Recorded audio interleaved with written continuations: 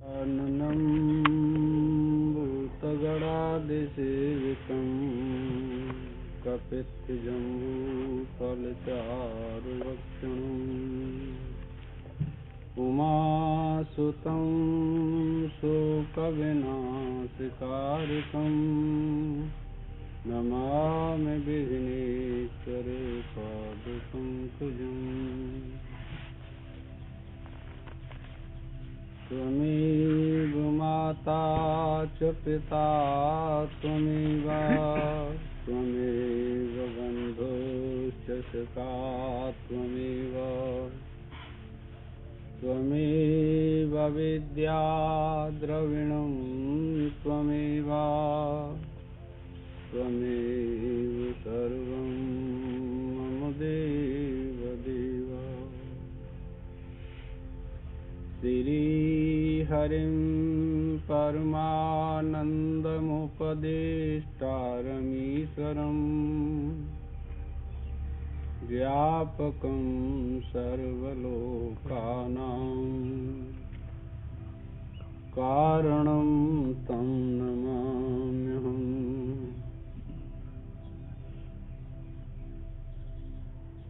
ब्रह्मानन्दं परमसुखदं केवलं ज्ञानमूर्तिं गन्धातीतं गगनसदृशं तत्त्वमस्यादिलक्षणम् एकं नित्यं विमलमचलम् सर्वधी साक्षिभूतं भावातीतं प्रगुणरहितं सद्गुरुं तं नमामि। चैतन्यं सर्वगमं सर्वं सर्वभूतगुहाशयम् यत् सर्वविषयातीतं तस्मै सर्वविदे नमः।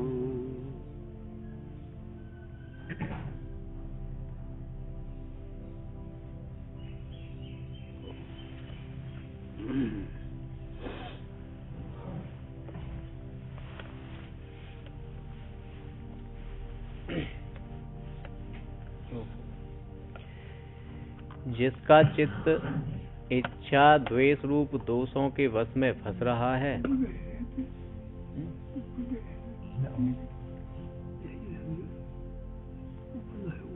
प्रसंग तो बन रहा है। अरे कहीं से पढ़ लियो, का परेशानी है। चलो ऊपर से पढ़ दे भैया। द्वंद्वों के निमित्त से होने वाला जो मोह है, उस द्वंद्व मोह से सब मोहित होते हैं। शीत और उष्ण की भांति परस्पर विरुद्ध स्वभाव वाले और सुख दुख तथा उनके कारणों में रहने वाले। सुख दुख का जो कारण है, सुख दुख का कारण क्या निकला? इच्छा द्वेष। बस जब तक इच्छा और द्वेष रहते हैं तब तक सुख दुख जाते नहीं। ये नियम ही है संसार। और सामान्य इच्छा फिर दुख देगी क्या सुख देगी? सामान्य कोई वस्तु हो वो दुख देने वाली नहीं होती। विशेषता आ जाती है, अतिशयता आ जाती है तो सुख दुख जा ही नहीं सकते। क्या करें? ये बहुत विचारणीय शक्ति है। बिना विचार के तुम इनको दूर नहीं कर सकते। स्थूल इंद्रियों को स्थूल विचार से आप कंट्रोल में कर सकते हैं, लेकिन जो सूक्ष्म इंद्रियां हैं उनको स्थूल विचार से आप कंट्रोल में नहीं कर सकते, अपने बस में नहीं कर सकते। उनके लिए सूक्ष्म विचार चाहिए। सूक्ष्म को सूक्ष्म विचार चाहिए, स्थूल को स्थूल विचार चाहिए। अब सूक्ष्म विचार उत्पन्न करने के लिए हमको क्या करना चाहिए? बस वही निष्काम कर्म योग करना चाहिए।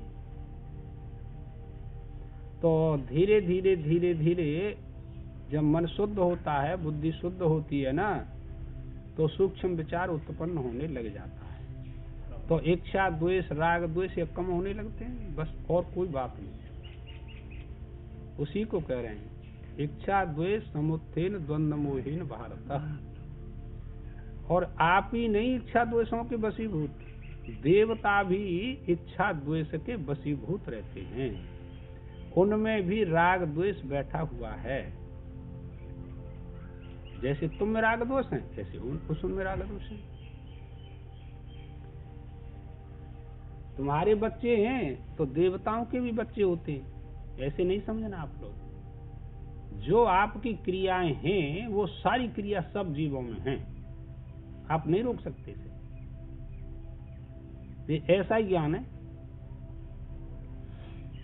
लेकिन जब ज्ञान का प्राकट्य होता है किसी के हृदय में, क्यों कि ये सृष्टि संकल्प मात्र है। कैसी है सृष्टि? संकल्प मात्र है। और संकल्प को आप देखें यह कैसा है संकल्प। केवल संकल्प को यदि आपने जान लिया, किसी ने जान लिया, तो वह विचार, वह विवेक, वह आत्मज्ञान आपको धीरे धीरे धीरे धीरे होने लगेगा। संकल्प नहीं जानते, सारी सृष्टि संकल्प मात्र है। देखिए आप संकल्प से जन्मे कि नहीं? संकल्प से उत्पत्ति हुई। और संकल्प से आपने स्वप्न बनाया कि नहीं? बताइए। बहुत एकता करो आप लोग। स्वप्न में संकल्प किया, स्वप्न की संरचना हुई और स्वप्न देखा, और स्वप्न में किसी ने हमारे ऊपर हथियार चलाया, रुद्र बहने लगा कि नहीं? हाथ कट गया, पैर कट गया, आंख फूटी, और उस काल विषय वो सत्य प्रतीत हो रहा है कि मिथ्या? ये बताइए। सत्य प्रतीत हो रहा है ना, रुद्र भी निकल रहा है। लेकिन जब जगे तो क्या हुआ? न कहीं रुद्र है, न कहीं पैर कटा है, न कहीं हाथ कटा है, न कहीं आंख फूटी है, कुछ हुआ ही नहीं, कुछ नहीं हुआ। सारी ज्यों की तो शरीर। ऐसे ही जब यह जागृत अवस्था में किसी को आत्मदृष्टि होती है, तो यह भी आपकी जो जागृत अवस्था सृष्टि है, व्यवहारिक सत्ता वाली सृष्टि है, ठीक उसी प्रकार से उसको दिखाई देने लगती है। यही योग की सिद्धि है। वो कहता है ये सब कुछ नहीं, यानी ज्ञान की सिद्धि है। और हम इस संकल्प को सत्य मान करके एक दूसरे से राग और द्वेष किया करते हैं और संसार में प्रवृत्त होते हैं। अब शब्दों से तो सुन लिया आपने, लेकिन अनुभूति नहीं कर सकते आप लोग। सारा जो आकाश है इसमें नानात्व तो आपको प्रतिभाषित हो रहा है कि नहीं? ये सूर्य है, ये चंद्र है, ये वायु है, ये तेज है, ये जल है, ये 3.5 करोड़ ब्रह्मांड हैं, सब प्रतिभाषित हो रहा है आपकी बुद्धि में है? तो अब यह सब वास्तविक है कि अवास्तविक है? अवास्तविक है। वास्तविक थोड़ा ही है। वास्तविक होता तो कभी आपका मोक्ष नहीं होता, कभी मोक्ष नहीं होता। जैसे मिट्टी में गड़ा अनेक दृष्टांत है। क्यों? आप ये तो विचार करो कि जो संकल्प से उत्पन्न हुई है वस्तु, वह अपने अधिष्ठान में वास्तविक रूप से है कि अवास्तविक रूप से है?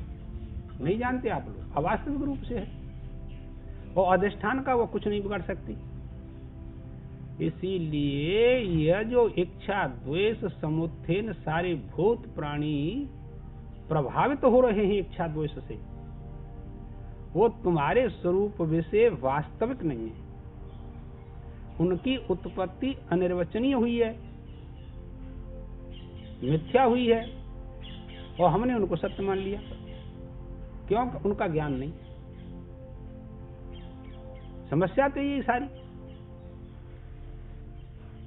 क्या उनका संबंध है? क्या निर्वचनीय मिथ्या। देखिए, आपके शरीर में कर्तृत्व भोक्तृत्व अहंकार उत्पन्न होता है कि नहीं? सभी के शरीर में, जितने जीव हैं सबके शरीर में अहंकार उत्पन्न रहता है। उसी से यह जड़ है और सृष्टि संसार चक्र चल रहा है।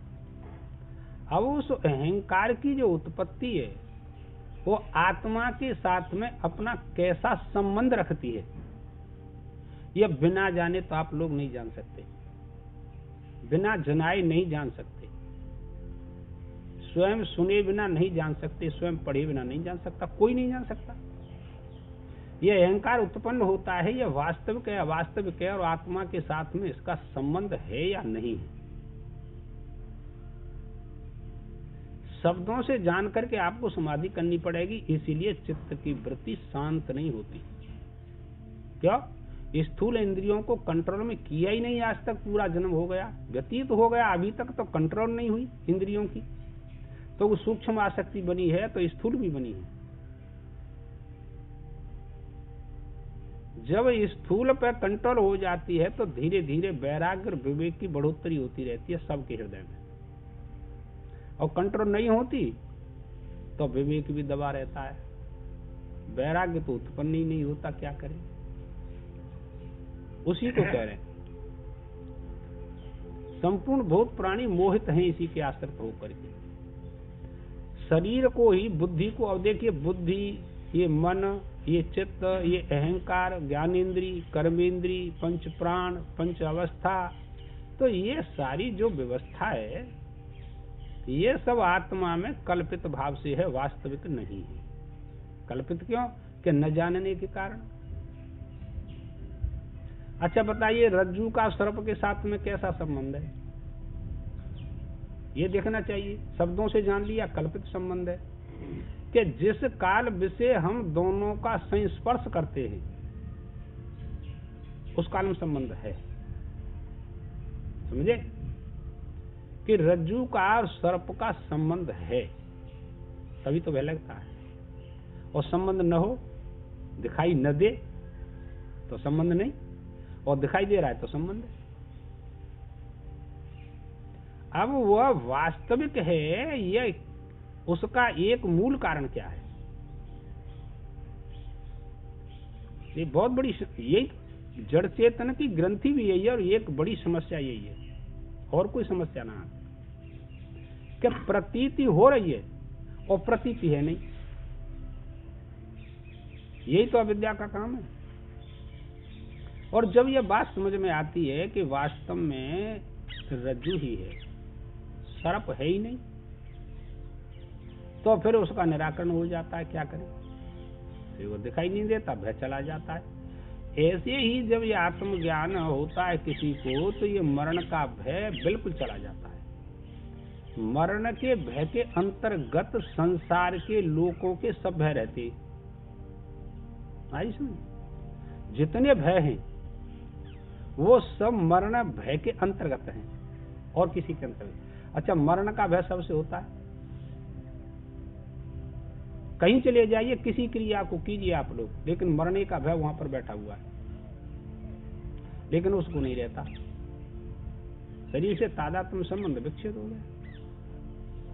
ये एक विशेष और विज्ञान है परमात्मा का, आत्मा का, कि इसको जाने बिना कोई संसार से छूट नहीं सकता।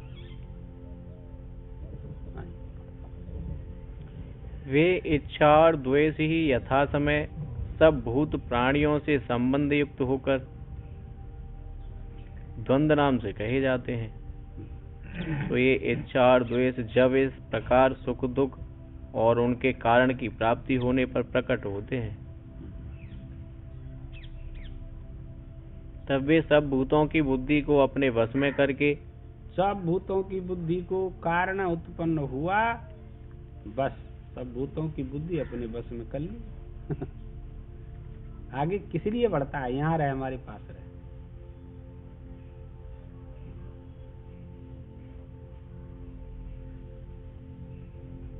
सब भूतों की बुद्धि को अपने वश में करके परमार्थ तत्व विषय ज्ञान की उत्पत्ति का प्रतिबंध करने वाले मोह को उत्पन्न करते हैं। हाँ, परमात्मा के ज्ञान की उत्पत्ति में, आत्मज्ञान की उत्पत्ति में ये इच्छा, द्वेष, ये सब प्रतिबंध है। मोह प्रतिबंध है। क्या करें? तो मतलब मोह रहेगा तो ज्ञान नहीं होगा। इच्छा के बाद है मोह का, इच्छा हाँ हाँ हाँ, मोह होगा। संस्कारों के वशीभूत रहते हैं सभी, चाहे मोह हो चाहे इच्छा द्वेष हो, कोई भी हो। मैं बुझूं पहले या पीछे इच्छा के मोह? तुम समझे नहीं बात को कि ये इच्छा द्वेष जो है वो अविद्याकृत हैं और संस्कार जन्य होते हैं। अब मोह होगा पहले जन्म का तो संस्कार तो उसी ने तो ग्रहण किए ना, तो इच्छा उत्पन्न हो गई। तो मोह पहले। हाँ, ये तात्पर्य है, अविद्याजन्य है ना। इसीलिए हमारा भगवान कहते हैं मोहम जय महामृत्यु, मोह ही महान मृत्यु है, इसका त्याग कर देना चाहिए। ये सबसे बड़ा प्रतिबंध है। शरीर नहीं था तो इच्छा कहाँ से उत्पन्न हुई? तो शरीर की उत्पत्ति तो मोह ग्रस्त ही हुई ना, इच्छाओं के अनुसार। ज्यादा सूक्ष्म चलेंगे तो एक दूसरे से भिन्न प्रतीत नहीं होते, एक ही होते। फिर किसी चीज की प्रथम काल में इच्छा है, फिर उससे आसक्ति होकर मोह हो जाता है। और क्या होता है?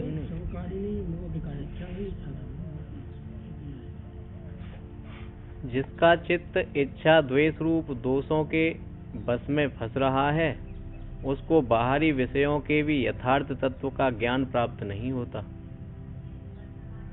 देखिए, समस्या इस बात की है कि अविवेकवती जो बुद्धि है, जिसमें अविवेक है ऐसा समझो, वो धर्म का त्याग करेगा और निषिद्ध कर्म में प्रवृत्त होगा। जिसको अविवेक है, अविवेक का कारण क्या है? वही मोह, वही मोह। मोह के कारण ही अविवेकवती बुद्धि रहती है और वो धर्म का त्याग करके निषिद्ध कर्म में प्रवृत्त हो जाता है। बाहरी विषय, वो बाहरी विषय, बाहरी विषयों में प्रवृत्त होता है ना मोह के कारण। ये नहीं करना चाहिए, अब मोह बैठा है कि ना ऐसा करने से मेरे को विशेष लाभ होगा, बस उसमें प्रवृत्त हो गए। अपनी लाभ हानि को अविवेकवती बुद्धि लाला किसी की नहीं जानती कि हमको क्या लाभ है और क्या हानि है। संसार के पदार्थों से लाभ हानि स्वीकार कर रखी है अविवेकवती बुद्धि ने। जो अविवेकशील पुरुष हैं, मोहग्रस्त पुरुष हैं, शास्त्र कहता है इस बात को। तो हम सब अविवेकी हैं, अज्ञानी हैं और संसार के पदार्थों में लाभ हानि स्वीकार कर रखी है। विवेकवती बनना है कि हम तो बड़े विवेकी हैं और हता है अविवेकी। ये समस्या है, ये बहुत बड़ी समस्या है। नेक बड़ी समस्या ना आती कि बार बार सुनने पर यूं करें हम तो ज्यादा विवेकी कोई ना आते। सब ना कह रहे या काउ तो पूछ रहे यूं कहेंगे हम तो सब ज्यादा जानते। दृष्टांत तो आम तो मैंने सुनाया तुम्हें, ऐसी रोज सत्संग हो तो करते ही रोजाना भगत। तो एक दिन एक बुढ़िया आई, वो जा रही वहां, थोड़ा सुनियो 2 मिनट।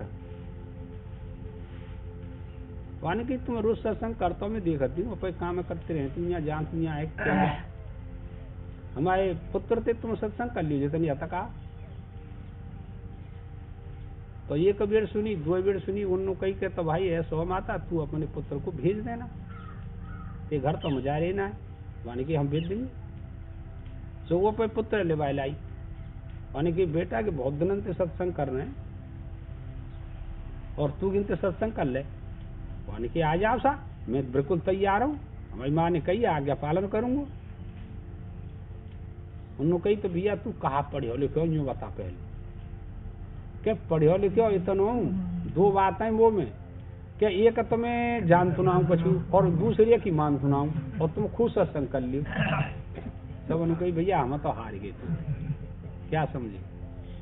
ऐसी जे शास्त्र रोज कह रहा है पर हम क्या कह रहे हैं कि देख हम सुनते रोज में जानते ना है प्रति मानेंगे उन्हें। जे हालत या संसार की बहुत विचारणीय जीवन है, आप इसको इस कदर से न खोएं। शास्त्र कहता है धीरे धीरे उसका त्याग करें, मोह का, वृत्ति का। वृत्ति में संसार रहता है, अंत कहीं संसार नहीं है। वृत्ति का संसार दुख देता है, बस, और कोई बात नहीं। बाहर का संसार दुख थोड़ा ही देता है, वृत्ति में संसार है वो दुख देता है सबको।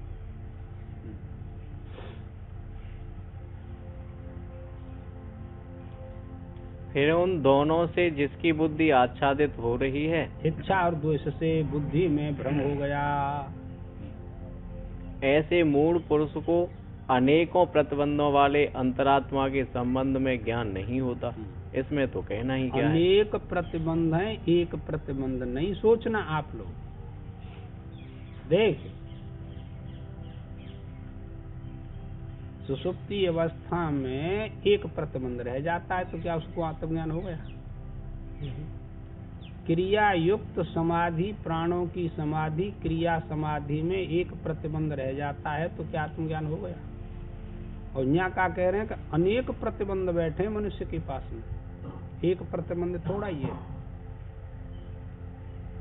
तुम साधु है गए, घर छोड़ दिया, ठीक है, मोह खत्म कर दिया। भाई बंधु स्त्री पुत्र धन से मोह तो त्याग दिया, पर अब प्रतिबंध बाकी है कि नहीं? कि हाँ, अभी प्रतिबंध बाकी है। इसी को कह रहे हैं कि अनेक प्रतिबंध है, एक मोही प्रतिबंध नहीं है। एक इंद्रिय को अपने वश में कर लिया तो क्या प्रतिबंध हट गया? नहीं नहीं नहीं, सारी इंद्रियों का कंट्रोल करना पड़ेगा आपको। 14 इंद्रियों पर कंट्रोल करनी पड़ेगी, तब प्रतिबंध समझ में आएगा कि ओहो, ये आत्मा के ज्ञान में प्रतिबंध थे, मैं अब तक ऐसा दुखी होता रहा, मुझको पता ही नहीं था। शिखरध्वज चूड़ैला का जो आख्यान आता है योग वशिष्ठ में, तो शिखरध्वज और चूड़ैला रानी चले गए जंगल में, योग की समाधि लगाई, तो राज को तो छोड़ गए, घोड़ा हाथी माल खजाना सब, मंत्री संतरी फौज पर सब छोड़ के चले गए बेचारे। तो रानी ने तो सूक्ष्म आसक्ति को भी त्याग कर दिया, लेकिन राजा की आसक्ति त्याग नहीं है।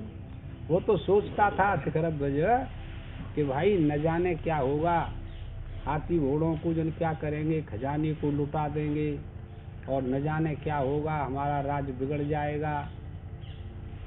6 महीने में रानी सिद्ध हो गई और वो रह गया बेचारा। तो प्रतिबंध था ना, ये सूक्ष्म प्रतिबंध भी चला जाता है अभ्यास करने से। इसीलिए भगवान ने कहा अभ्यास योग युक्तेन चेतसा न, तू अभ्यास का योग कर। ये अभ्यास एक योग होता है, नित्य प्रति श्रवण मनन निध्यासन करेंगे, अभ्यास योग चला रहा है आपको।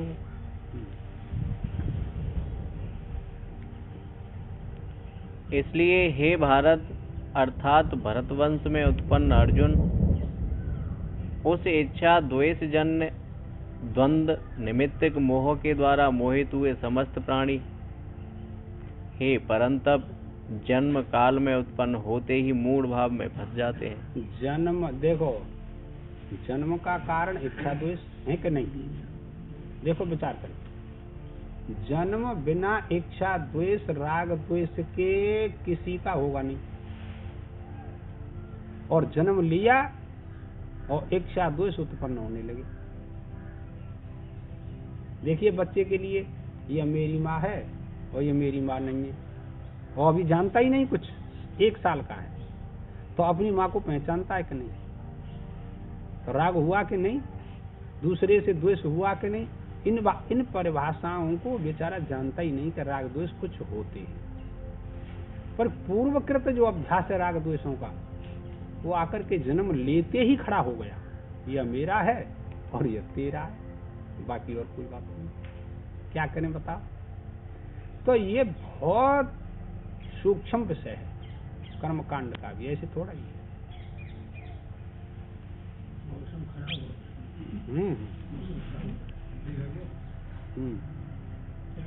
अभिप्राय यह है कि उत्पत्तिशील समस्त प्राणी मोह के वशीभूत हुए ही उत्पन्न होते हैं।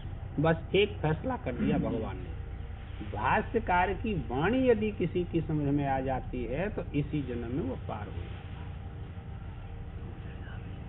मोह वसान एव सर्वभूतान जायमानान जायन्ते इति अभिप्राय। भाष्यकार कहते हैं, अरे अर्जुन, देख सुन, भगवान कृष्ण कहते हैं, अरे अर्जुन सुन, मोह के वशीभूत हो करके संपूर्ण प्राणी जन्म मरण को प्राप्त हो रहे हैं। ये नहीं जानते कि जन्म मरण से रहित आत्मा है। क्यों नहीं जानते? मोह के वशीभूत होकर। अब तुम कितना मोह करेंगे? अच्छा एक बात बताइए, 70 साल 80 साल 100 साल रह गई मोह करते करते। अब आप ज्यादा मोह करेंगे तो तुम अपने नाती बेटा बच्चों की क्या रक्षा करेंगे? बताइए। कोई शक्ति नहीं हमारे पास। शरीर से कुछ काम नहीं कर सकते, शरीर ने काम करना बंद कर दिया, बुद्धि ने काम करना बंद कर दिया, इंद्रियों ने काम करना बंद, फिर तुम उनकी रक्षा कैसे करेंगे? कि रक्षा नहीं करेंगे तो मोह तो ग्रसित रहेंगे ही, हम तो नरक में जाएंगे। रक्षा न कर सकें तो कोई बात नहीं। तुम चुपचाप बैठे तुम कछुआ जानता। वो तो अलग बात है पंडित जी, पर ये विचार दृष्टि हमको अपनानी चाहिए। उनके कहवे ते काम बन जाता फिर का ना भीतर चलो ले लो जैसे सबकी इच्छा।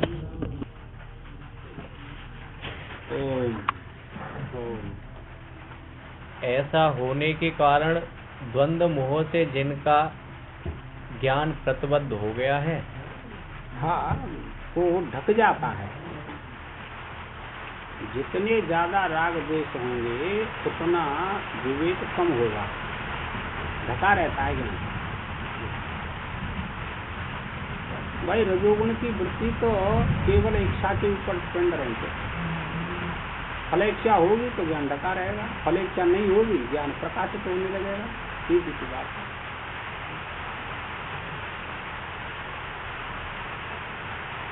वे मोहित हुए समस्त प्राणी अपने आत्मरूप मुझ परमात्मा को नहीं जानते। मुझ आत्म रूप परमात्मा को नहीं जानते। न्याय के निकल जा रही। चल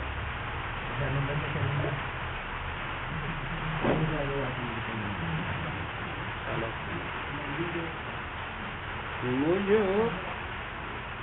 आत्म रूप परमात्मा, इसका अर्थ हुआ समस्त प्राणियों में जो आत्मा बैठा हुआ है वही मैं परमात्मा हूँ। इस प्रकार नहीं जानते। क्यों नहीं जानते? क्या इच्छा द्वेष के कारण? और कोई बात नहीं। ये तो तुम पढ़ाई को आनंद ले रहे हो, और जब अवधूत वृत्ति होती है तो भोजन की भी चिंता नहीं रहती, इच्छा नहीं रहती। अरे मिले मिले तो कोई टेंशन नहीं, फिर कोई परेशानी नहीं होती।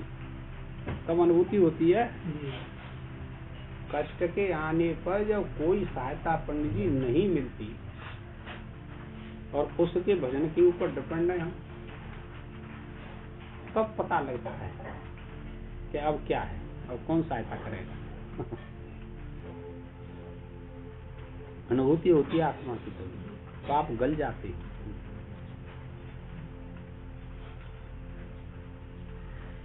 और इसीलिए वे आत्मभाव से मुझे नहीं भजते। आत्म भाव से नहीं भजते, विपरीत भाव से भजते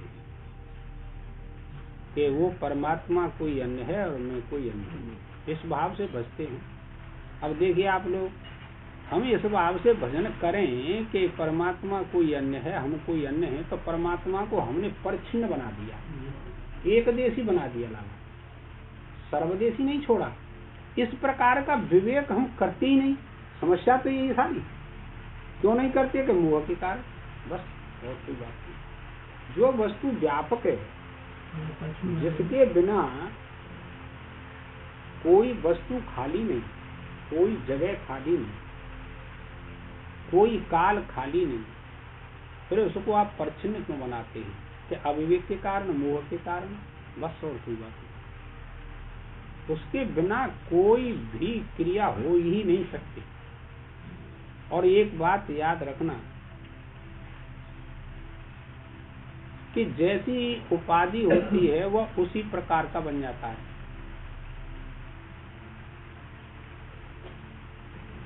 मनुष्य के पास में कितनी उपाधियां हैं, ऐसा ही बन जाता है। सुनने की आवश्यकता पड़ती है तो श्रोत्र में जाकर के बैठ गया, देखने की आवश्यकता पड़ती है तो नेत्र में जाकर के बैठ गया, रस की आवश्यकता पड़ती है तो जीभ में जाकर के बैठ गया है? जैसी उपाधि होती है उसी प्रकार का ज्ञान करने लग जाता है। अब इसको सब कैसे स्वीकार करें? और जबकि यथार्थ ज्ञान यही है, यथार्थ ज्ञान भी यही है और सब ज्ञान वैसे ही। यहाँ तक तो समझ में आता है कि सारी क्रिया परमात्मा से, सब परमात्मा करूँ। ये तो सामान्य ज्ञान है। लेकिन मैं वही हूँ, यहाँ थोड़ा हाँ, वो ये सामान्य ज्ञान है। अभी प्रतिबंध बैठा हुआ है, तुम इस प्रतिबंध को हटा दो, बस फिर कोई परेशानी नहीं। अब प्रतिबंध तुम हटाते नहीं, कोई प्रतिबंध है कि नहीं, पहले ये निश्चय करो आप लोग। कोई प्रतिबंध है नहीं तो यह ज्ञान हो जाता, हम क्या करें? तो देखिए, एक यौगिक शब्द होते हैं और एक रूढ़ी शब्द होते हैं। बताया आपको, ध्यान है? किसी किसी को ध्यान होता। अच्छा बताइए, ये संसार परमात्मा का कर्म है या परमात्मा का कार्य है? क्या है ये संसार? सोचा कभी आप लोगों ने? विचार दृष्टि आती नहीं, सुनी नहीं, पढ़ी भी नहीं। आप लोगों ने पढ़ी भी नहीं है, सुनी भी नहीं है, पर कभी कभी वो मेरे से बोलता है तो ये शब्द निकल जाते हैं, समझे? अब इसमें दो वृत्तियां हैं, एक यौगिक है और एक रूढ़ी है। आप रूढ़ी वृत्ति से अर्थ करेंगे कि यह कर्म है परमात्मा का, तो कृत कर्म को कहते हैं। इस गीता में आएगा कृतांत शब्द, कृत कर्म को कहते हैं।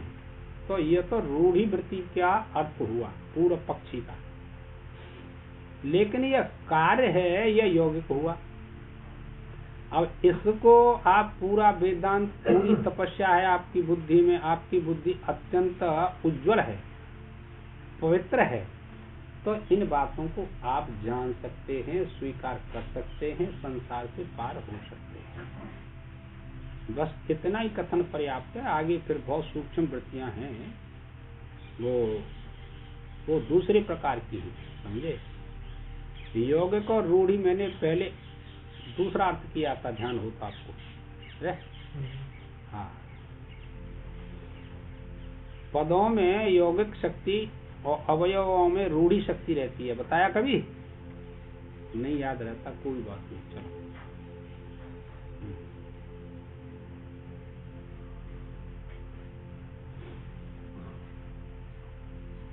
तो फिर इस द्वंद्व मोह से छूटे हुए ऐसे कौन से मनुष्य हैं जो आपको शास्त्रोक्त प्रकार से आत्मभाव से भजते हैं? और देख शास्त्रीय संस्कार जन्य तो इस भाव से भजेंगे। कौन से भाव से? कि मैं ही परमात्मा हूँ, मैं ही ब्रह्म हूँ, मैं ही ईश्वर हूँ, इस भाव से अपने को भजेंगे, देखेंगे। और जो शास्त्रीय संस्कारों से रहित हैं वो भेदभाव से भजेंगे, बस, और कोई बात नहीं।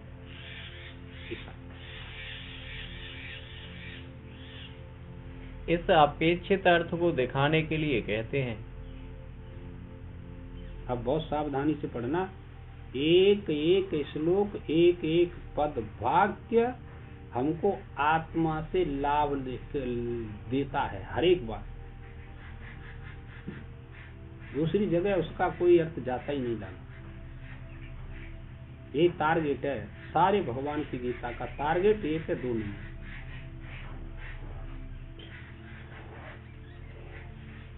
ये साम त्वंत गतम पापम जनानाम पुण्य कर्मणाम ते द्वंद्व मोह निर्मुक्ता भजन्ते माम दृढ़व्रता। ऐसे श्लोक पर आपको विशेष दृष्टि रखनी चाहिए। तो इसका कोई समय भी है, कब तक रखनी चाहिए? कोई समय तो होगा कि हाँ समय भी। जब तक मोह वृत्ति रहे तब तक इस श्लोक के अर्थ पर, इस श्लोक पर विशेष दृष्टि रख करके और कर्म में प्रवृत्ति करनी चाहिए, ये तात्पर्य, और कोई बात नहीं। कल का प्रसंग कितना सुंदर था, सुना भी तो नहीं जाता है। वे कैसे लोग थे, क्या वैसे ही लिख दिया था उस दृष्टांत को, पीपा जी के उसको है रानी, वैसे नहीं था, ये सब किए थे उन्होंने, तभी तो आज तक उनका नाम है, तभी तो उनको आत्मज्ञान हुआ। दूसरी वस्तु नहीं दिखाई देती थी, वही दिखाई देता था, प्रत्येक मनुष्य में वही दिखाई देता था। और देखिए आप लोग विचार नहीं करते, धर्म का पालन, अपने धर्म का त्याग करके भी हम धर्म का पालन करते हैं। समस्या इस बात की, समझ में बात नहीं आती। अपने धर्म का त्याग किया और कहा कि हम उस धर्म का पालन करेंगे, सेवा करेंगे, कोई सामान्य बात है? तो धर्म का, अपने धर्म का वो त्याग कर ही नहीं सकते। क्या किया तो नहीं किसी ने, रानी ने न राजा ने, किसी ने नहीं त्याग किया। भगवान आकर के खड़े हो गए, क्यों? ऐसा करने से व्यभिचार फैलेगा दुनिया में, है? सारी व्यवस्था, सारी क्रिया सब उसी के आश्रित हैं। अपना अहंकार त्याग दो, भगवान यही कहते हैं, और कोई बात नहीं लाला।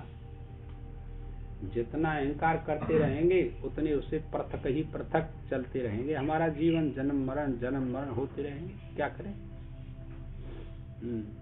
ऐसे ऐसाम तंत्रगतम पापम, ऐसा माने जिन्होंने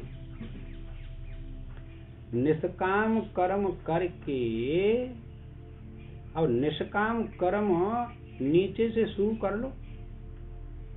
कहाँ से? शरीर से। शरीर से निष्काम कर्म कर सकते हैं कि नहीं? कोई बीमार है, वहां उठा के पद्दी पर डाल शरीर की तो क्रिया है। कोई ज्यादा परेशान है, वह की सहायता कर दो, निष्काम कर्म, फल मत चाहो।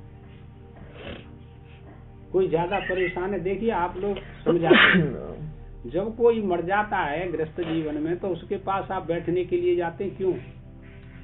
कभी विचार किया आपने कि उसको धीरज देने के लिए, अपने वाक्यों से समझाने के लिए जाते हैं कि भाई उसकी तो बुद्धि तम प्रधान हो गई है, कि उसका बहुत अहित हो गया है, चलो हम चलते हैं, कुछ देर बैठेंगे, बतराएंगे, ज्ञान की चर्चा करेंगे, समझाएंगे, तो बेचारा समझ जाता है। तो वाणी का निष्काम कर्म हो गया कि नहीं?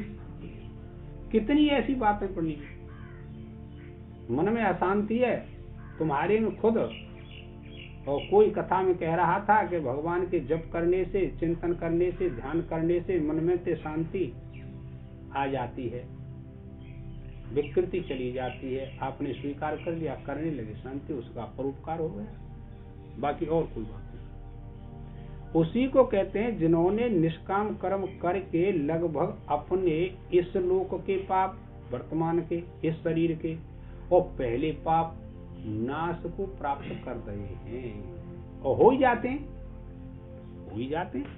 निष्काम कर्म करेंगे तो निश्चय आपके पाप दग्ध हो रहे हैं। आप जानते नहीं है, सुनते तो हैं। यदि आपकी श्रद्धा है, विश्वास है, तो आप उसमें श्रद्धा करेंगे, और नहीं श्रद्धा विश्वास है तो पाप फिर भी जलेंगे। समस्या तो यही है सबरी।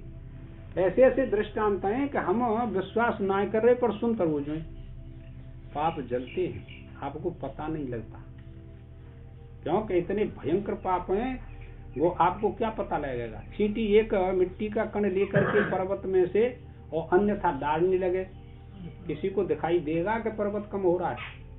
नहीं पता लगेगा। ऐसे ही पाप हैं अनेक जन्मों के, उसी के लिए भगवान कहते हैं ते द्वंद। और पुनः देखिए क्या लिखा, पुण्य कर्म किसको कहते हैं? जो फैसला कर दो ना, निष्काम कर्म योग को ही पुण्य कर्म कहते हैं, उसी को सबसे बड़ा यज्ञ कहते हैं।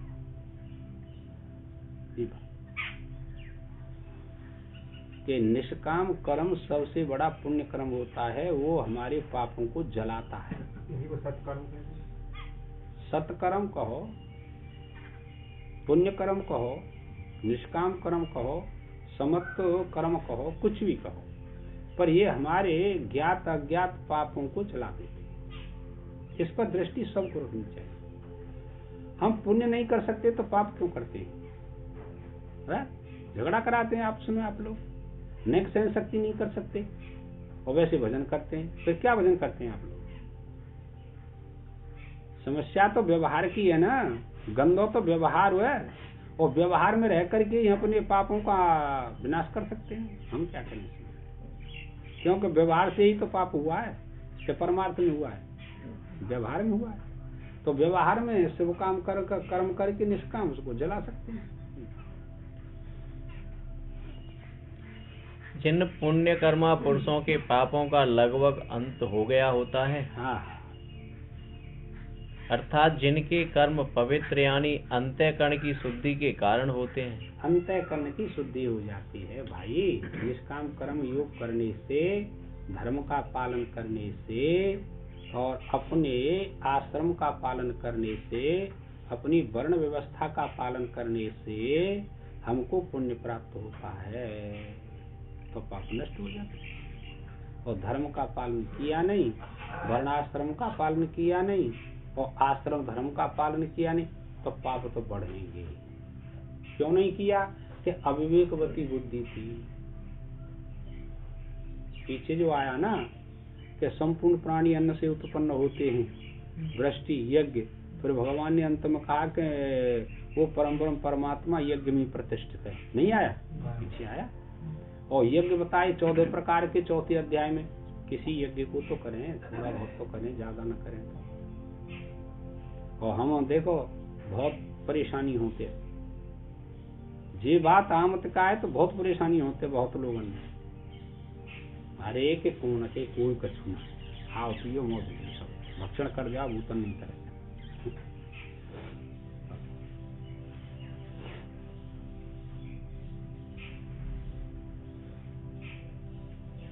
अंतःकरण की शुद्धि के कारण होते हैं वे पुण्य कर्मा हैं। देखो, अंतःकरण की शुद्धि जो करने में लगा है वही पुण्य कर्मा है, और नहीं तो सब पाप कर्मा है। क्या करें बताओ? और जी तुमने तो लिखी ना है ना, मैंने लिखी भगवान की वाणी है। कोई माने न माने वो बात अलग है, पर लिखी बात बिल्कुल ज्यों की त्यों। सुखी होना चाहते हैं तो भगवान की वाणी का आप निसंकोच पालन करें। ऐसे उपर्युक्त द्वंद्व मोह से मुक्त हुए वे दृढ़व्रती पुरुष मुझ परमात्मा को भजते हैं।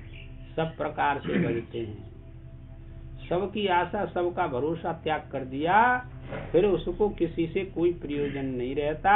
वो तो भगवान का भजन ही करेगा, चाहे कहीं चले जाए, किसी देश में चले जाए और कोई काल हो, वो भगवान के बिना रह नहीं सकता। जैसा जिसका स्वभाव है उसी प्रकार का है। लाला जी जीवन वैसा ही है, कन्नो तो कर ले, बालक हो कोई बात नहीं। देखो मैं तुम्हें दृष्टांत सुनाऊं। राजा रानी बहुत धर्मात्मा थे, दोनों विशेष धर्मात्मा है और बड़ी सेवा करो करते। और रानी अतीव सुंदर थी, ऐसी सुंदर नाई अतीव सुंदर थी और बड़ी साध्वी, बड़ी पतिव्रता। पुत्र को राज्य शासन सौंप दिया कि जाओ और तुम बेटा करना, हम चलते हैं। पुत्र ने कहा पिताजी यही सेवा पूजा भजन ध्यान किया करो, अवस्था दूसरी है कि ना भाई। ऋषि मुनि जंगल में रहते हैं, हम भी उनकी जाकर के सेवा करेंगे, दूसरा कार्य नहीं करेंगे। हमारा संकल्प है कि उनकी सेवा करेंगे, भजन करेंगे। तो जंगल में कुछ और ही तरह का भजन होता है और घर में कुछ और तरह का होता है, तीर्थ में कुछ और तरह का होता है। ये सारी व्यवस्था भगवान ने बनाई लाला। वो चले गए। ऋषि मुनि रुके हुए थे अपनी अपनी झोंपड़ियों में, नमस्कार किया, सेवा करने लगे। रोजाना लकड़ी लाते हैं, भोजन पानी के लिए झाड़ा लगाते हैं, सब व्यवस्था करते हैं राजा रानी।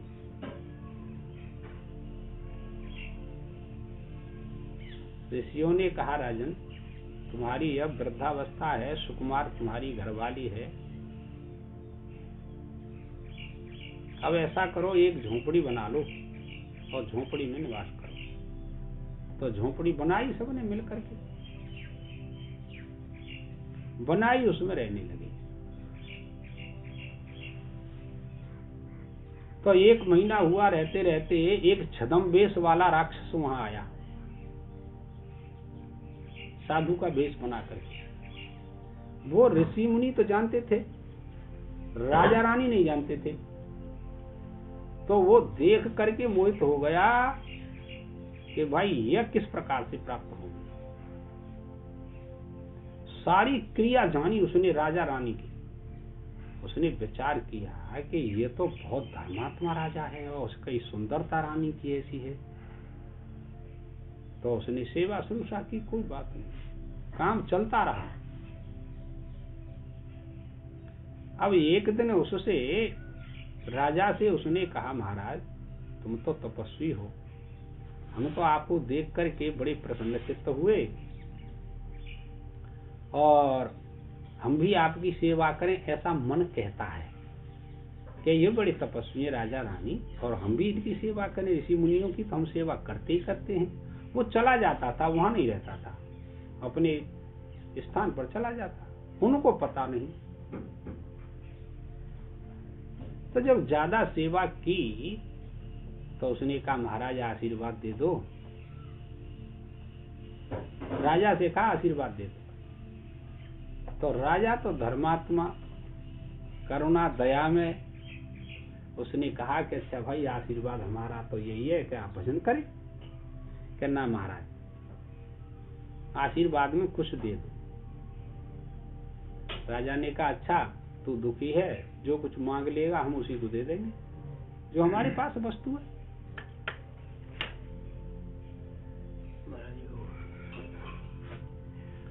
जब यह कहा तो उसने कहा कि तो महाराज एकांत में बताऊंगा आपको। मैंने कहा एकांत में बता दो। तो एकांत में ले जाकर के राजा से कहा कि तुम अपनी इस रानी को मेरे को दे दो। अब राजा तो धर्मात्मा संकल्पबद्ध था, उसने कहा मैंने संकल्प भूल दिया, ले लिया अपनी रानी। रानी से कहा अब तू इसकी हो गई, मेरी नहीं। उसने कहा महाराज मैं आपकी आज्ञा का पालन तो अवश्य करूंगी, मना तो नहीं कर सकती, पर इसका ठिकाना कहाँ ये तो पता ही नहीं।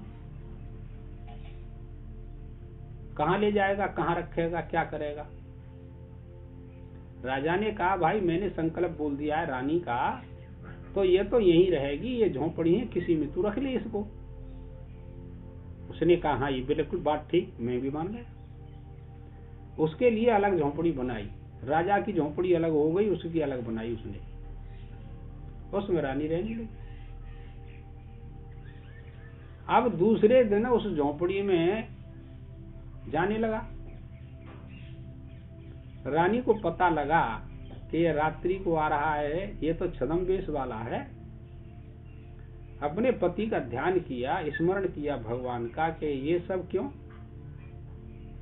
बस स्मरण ही किया था कि झोंपड़ी में सिंह बन गई रानी, शेर बन गई। अब वह उस दरवाजे को खोलता है तो सिंह को देख करके पीछे गिर जाता है। परेशानी हो गई खड़ी, बड़ी भयंकर परेशानी। बेचारा घबरा गया, जैसे तैसे उठ करके भागा।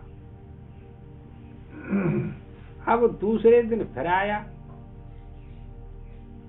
तो उसने कहा राजा ने कि भाई तुम तपस्वी हो तो तुम ये क्यों नहीं करते काम।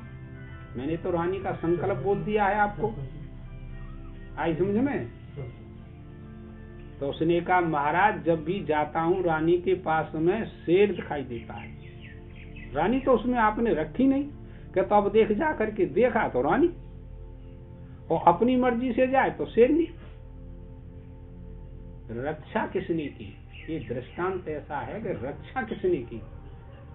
सत्य सबकी रक्षा करता है, धर्म सबकी रक्षा करता है, ऐसे नहीं समझना, समझे।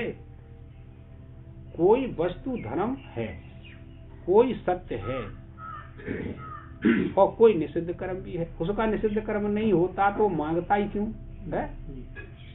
तो इसी को भगवान कहते हैं कि भाई ये सारा संसार मोह के वशीभूत होकर के मेरे को कोई भजता थोड़ा ही है। सब संसार का भजन करते हैं, स्त्री मिले, पुत्र मिले, धन मिले, वैभव मिले, पद मिले, इस भाव से सभी भजन करते हैं। अर्जुन, मेरी प्राप्ति के लिए कोई कोई भजन करता है, सहस्त्रों मनुष्यों में कोई भजन करता, सभी नहीं करते। कौन छोड़े? अभी आपने अनुभव नहीं किया, स्त्री पुत्र धन का तो त्याग किया, पर अपने वैभव का त्याग नहीं किया, भीतर बैठा हुआ है। समझे? तो घूमने से यह पता लगता है, सत्संगति में रहने से यह पता लगता है। तो एक साधु ने कहा हमसे, देख भाई सुन, तू कथा कहता है पर तू ऐसे नहीं समझना, हम बड़ी नौकरी से रिटायर हुए हैं, हम अधिकारी थे, हम ऐसे थोड़ा ही हैं, सामान्य भिखारी घर के थोड़ा ही हैं। सारी व्यवस्था हमारी बुद्धि में बैठी हुई है, जो जो कहा साधु ने। अब विचार आया कि ये लोग साधु हो गए, कपड़े रंगने से साधु नहीं होते। वो गंभीर विचार अब भी बैठा हुआ है, समझे? हाँ, कोई सामान्य काम नहीं है। अब भी एक साधु आए थे और उस दिन से आए नहीं, सत्संग हुआ तो बड़ी राशि को उपदेश देने के लिए लाए। तो यहाँ सत्संग हुआ, 2-4 बातें हुई, तो उन्होंने कुछ ऐसी बातें कही। मैंने कहा स्वामी जी तुम पढ़े लिखे थोड़ा ही हैं। तो उस भक्त से कहा जो लेकर के आए थे उसको, कि मैं प्रोफेसर से रिटायर हूँ, गणित इंग्लिश का टीचर रहता था, तुम क्या समझ रहे हो मुझे कहते हो को पढ़े लिखे नहीं? मैं स्वामी जी तुम पढ़े लिखे नहीं हो इस विद्या के, घर की पढ़ाई यहाँ काम नहीं देती आप लोगों को, ये तो ब्रह्म विद्या है, ये अलग पढ़ाई है, वो अलग पढ़ाई है। तो खाने पीने के वो सत्संग चला, भोजन के ऊपर, तो उन्होंने कहा हम तो शराब भी पी लेते हैं, अब तुम बताइए मैं उनसे क्या कह सकता हूँ। वो तो बेचारा भक्त कहने लगा कि आए थे तो स्वामी जी ज्ञान की चर्चा सुनने, गुरु मंत्र लेने, तुम दोनों में तो झगड़ा हुआ है। मैं भाई मेरा कोई इनसे झगड़ा नहीं, मैं तो सेवा करता हूँ, खूब घी खवाया, दूध पिया, खूब खाई लो पी लो, मुझे यहाँ कोई टेंशन ना है, पर जो बात जैसी है धर्म की वो तो कहनी पड़ेगी। स्वीकार करे न करे वो कोई हमें मतलब ना है। ऐसे उपर्युक्त द्वंद्व मोह से मुक्त हुए वे दृढ़व्रती पुरुष मुझ परमात्मा को भजते हैं। दृढ़व्रती व्रत धारण कर लिया, संकल्प कर लिया कि मैं परमात्मा का ही भजन करूंगा, संसार के विषयों को नहीं भोगूंगा चाहे कुछ भी हो। दृढ़व्रती उसी को कहते हैं। आज से मिथ्या नहीं बोलूंगा, दृढ़व्रती हो गया। आजीवन ब्रह्मचर्य का पालन करूंगा, दृढ़व्रती हो गया, चाहे शरीर रहे या न रहे। भीष्म बाबा ने कहा हस्तिनापुर की रक्षा तो करूंगा पर विवाह नहीं करूंगा। राजा कोई हो, मुझे राजा बनने से कोई इनकार नहीं है, कोई भी बने, पांडव बने कौरव बने, पर रक्षा करने का मेरा धर्म है, व्रत लेता हूं। ऐसे होते हैं धर्मव्रती, ऐसे थोड़ा ही है। तो उसी को वो कह रहे हैं, वो दृढ़ निश्चय वाला ही केवल परमात्मा को प्राप्त करता है। विषयी पुरुष कैसे प्राप्त करेगा बताओ? वो तो मोह के वशीभूत बेचारा हो, तल्लीन है जहाँ, तो बड़ा खुश हो तो है। परमार्थ तत्व ठीक इसी प्रकार है, दूसरी प्रकार नहीं। अब आएगी समझ? परमार्थ तत्व तो मैं ही हूँ, और इसी प्रकार से प्राप्त होगा, दूसरी तरह से प्राप्त नहीं होगा। लाला याद कर लेना अच्छी तरीके से। टाइम लग जाए तो चिंता न करें, समझे?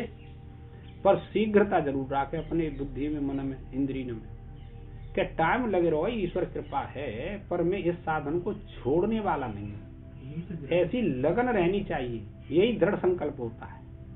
तो एक दिन तो उसको आना पड़ेगा, समझे? हाँ, हरिओम नारायण। टटिया खोल दे रे तुकाराम। क्या कौन? क्या जिसका तू भजन करता है वही? पंढरपुर में, महाराष्ट्र में, ठाणे, आजू जिसका तू भजन करता है क्या तो भाई तो 2 माला रही हैं, क्या तो मैं चले जाऊंगा कि चले जा। आप लोग इन पर दृष्टि नहीं लगाते, विचार नहीं करते। भगवान से कह रहे हो भगत तो चले जा, वो ना मतलब जाकर भजन कर रहे भूल जाए तो हमारा कार्य नहीं नहीं, हाँ ऐसा नहीं समझा। यूं कहीं 2 माला पूरी करके ही रहूंगा, 2 माला पूरी न होगी तब तक महाराज मैं उठ नहीं सकता हूँ। क्या तुम्हें चले हो जाऊंगा कि चले जाओ, जो माला हाथ में तो फिर आना पड़ा। दृढ़ प्रतिज्ञा, सत्य, धर्म भगवान को भी ललकार देता है। भगवान में का ताकत है तो बिना करे कर्मों को फल दे देगो, का ताकत है बता तू है? बिना किए कर्म का फल परमात्मा भी नहीं दे सकता किसी को अज्ञान की दृष्टि में। इतनी ताकत ना है कि हमने करो ना फिर वह कर्म को फल, ऐसा नहीं हो सकता है। कृतनाश दोष, अभ्याकृत कर्म दोष, 2 आमतें हैं। तो भाई ये परमात्मा भी कर्म से फल देता है, बिना कर्म के नहीं देता।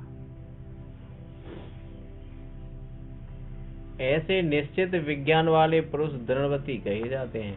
विज्ञान वाले अपनी बुद्धि से जिन्होंने विज्ञान प्राप्त कर लिया है कि एक परमात्मा की सत्ता के बिना किसी की सत्ता नहीं, उसी के ज्ञान के बिना कोई सुख शांति नहीं मिलेगी।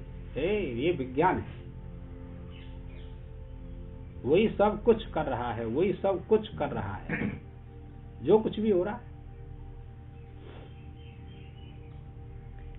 वे किस लिए भजते हैं सो कहते हैं। तो फिर भजन वो क्यों करते हैं? किसके लिए भजन किया, किसके लिए आप ज्ञान संचय कर रहे हैं? भजन किसके लिए कर रहे हैं आप लोग इतने दिन आते आ रहे हैं? ये भजन हुआ, पक्को भजन हुआ ये, तो उसको बताते हैं भगवान के किसके लिए भजन करते हैं लोग। जरा मरण मोक्षाय मामाश्रित यतन्ते ते ब्रह्म तद्विदुः कृत्स्न मध्यात्मम कर्म चाखिलम। जो पुरुष जरा और मृत्यु से छूटने के लिए मुझ परमेश्वर का आश्रय लेकर।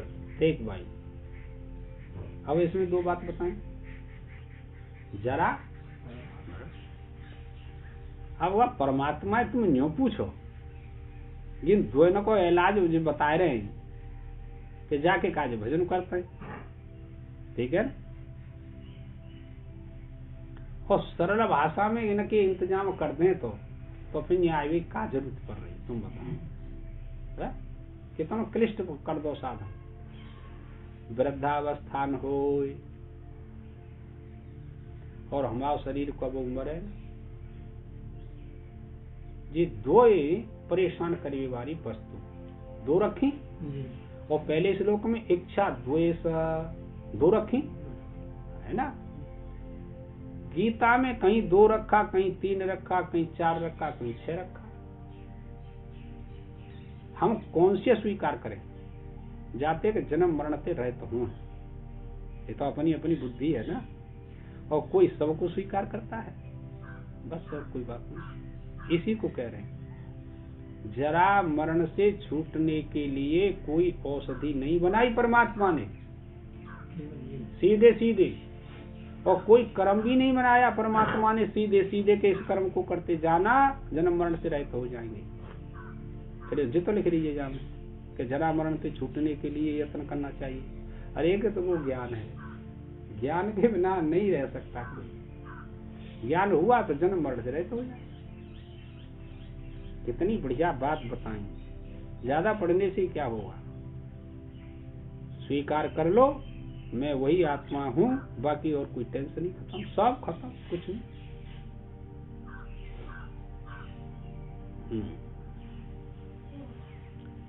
अर्थात मुझ में चित्त को समाहित करके प्रयत्न करते हैं। समाहित कैसे करेंगे चित्त को परमात्मा में? जब मैं आत्मा हूँ, बस समाहित हो गया। आकाश से बूंद पड़ी, समाहित हो गई, समुद्र में निकाल नहीं सकते। एक है। दूसरा दृष्टांत न्यून है। लोहे में दाहकता आ गई अग्नि की, ऊपर से बूंद डालो, समाहित हो गई। इसमें न्यूनता और उसमें अधिकता, इतना अंतर है। वो जल गई और वो जली नहीं, तद्रूप हो गई, समाहित दोनों ही हुआ है। हाँ, तो भाई ये ऐसा ये संसार, क्या करें।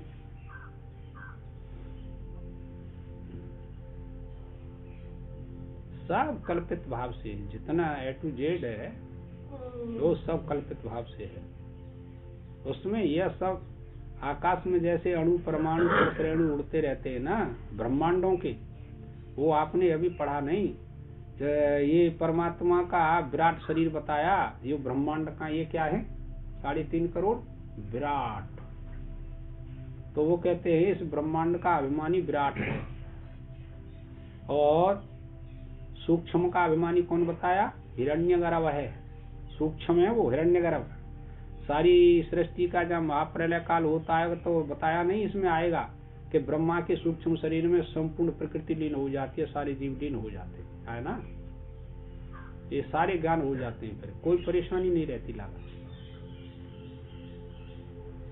और फिर आया क्या, अव्याकृत। अव्याकृत अव्याकृत ये सूक्ष्म शरीर के अंतर्गत रहता है। और फिर होता है ईश्वर। 4 बातें आई। तो वो कहते हैं कि यह सब उस में जो निर्गुण निराकार ब्रह्म है ना, जो उपाधि रहता है उसमें यह सब अणु परमाणु त्रिसरणियों की समान ये सब उसमें उड़ते रहते, उसमें कोई फर्क नहीं पड़ता। जैसे आकाश पर कोई फर्क नहीं पड़ता, ऐसे इन पर कोई फर्क नहीं पड़ता। कौन ब्रह्मांड आया, आप सुनते हैं देखते हैं कि आकाश में उल्कापात हो रहे हैं, अब वहां से एक तारा चला है, सूर्य चला है, इतनी लंबाई चौड़ाई एक उल्का गिरेगा, तो ये सब चलते रहते। इनको साधने वाला कौन है, गिराने वाला कौन है? इन पर दृष्टि वैराग्यवान पुरुषों की जाती है। कई साल पहले आकाश में चला गया, 30 सवारी थी, हवाई जहाज आकाश में चला गया और 3 साल पीछे लौटा, अमेरिका में गिरा, देखा तो ठटरी ज्यों की त्यों थी और नीचे गिर पड़ा। अभी आया था जब हमने विचार किया कि वहां कैसे घूमता, 3 साल तक उसमें ईंधन तो रहा नहीं होगा, पर वो ऐसे कैसे और फिर नीचे कैसे गिर पड़ा, कभी विचार किया? इन विचारों से बुद्धि शुद्ध हो जाती है, उसमें आस्था हो जाती है परमात्मा में, और कोई बात नहीं है। हम करते ही नहीं, टाइम ही नहीं है संसार पे, से टाइम कहां से आया?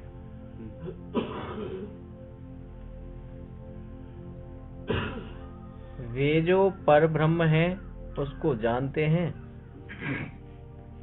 एवं समस्त अध्यात्म अर्थात अंतरात्मा विषयक वस्तु को और अखिल समस्त कर्म को भी जानते हैं। समस्त कर्म को जिन्होंने जान लिया और अध्यात्म अधिभूत अधिदैव सबको वह ज्ञान प्राप्त कर लिया। किस पुरुष ने जान लिया? कर्म को, अध्यात्म को, अधिभूत को, अधिदैव को। किसने?